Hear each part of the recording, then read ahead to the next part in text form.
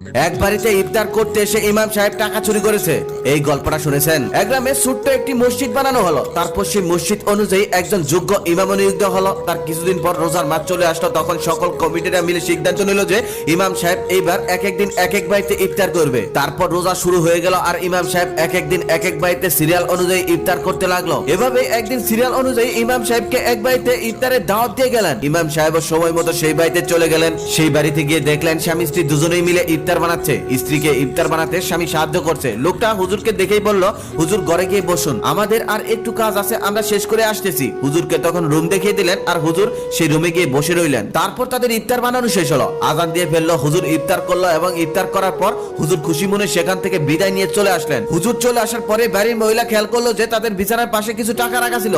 সেই টাকাগুলো এখন আর পাওয়া যাচ্ছে না। কিন্তু এই বাড়িতে হুজুর ছাড়া আজকে আর কেউ আসেওনি। অনেক খোঁজাখুঁজি করার পরেও টাকাটা আর পাওয়া গেল না। তারা ধরে নিল যে টাকাটা হুজুরই নিয়েছে। মসজিদের ইমাম সাহেব টাকা চুরি করেছে। এই কথাটা ভাবতেই তারা দুজনে অবাক হয়ে গেল। খুব স্বাভাবিক। এরপর থেকে তারা আর ইমাম সাহেবকে সম্মান দিতে পারছে না। লজ্জায় কাউকে বলতেও পারছে না। কি করে বলবে ইমাম সাহেব টাকা চুরি করেছে?